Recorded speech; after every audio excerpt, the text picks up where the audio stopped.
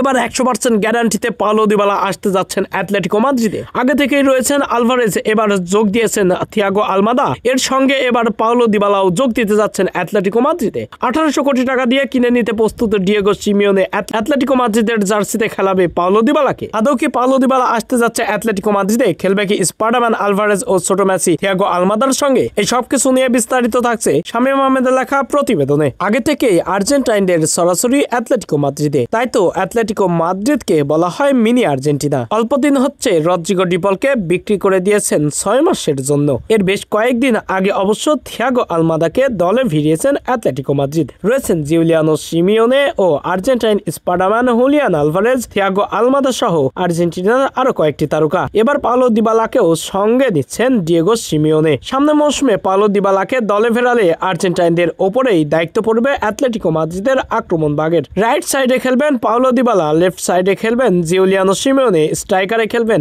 Spiderman Julian Alvarez. এমন সমীকরণেই খেলাবেন Diego Simeone Atletico মাদ্রিদকে। হতভাগা খ্যাত পাওলো দিবালা রোমাতে খেলছেন দীর্ঘদিন। আর্জেন্টিনার জাতীয় দলে খেলার অপেক্ষায় থেকে থেকে নিজের অর্ধেক ক্যারিয়ার ধ্বংস করে ফেলেছেন। এখন পর্যন্ত পুরোপুরিভাবে আর্জেন্টিনার জাতীয় দলে খেলার কোনো সুযোগ পায়নি লিওনেল মেসির কারণে। তার ভুল একটাই, লিওনেল মেসির পজিশনে খেলাটা। প্রতিভা দক্ষতা থাকার পরেও এতদিন অবহেলিত হয়েছেন। এবার অবহেলার ধারা একটু বেশি হওয়ায় পাওলো দিবালা নিজেকে হারিয়ে ফেলেছেন, কিন্তু হারাতে দিচ্ছেন না ইউরোপিয়ান ক্লাবগুলা।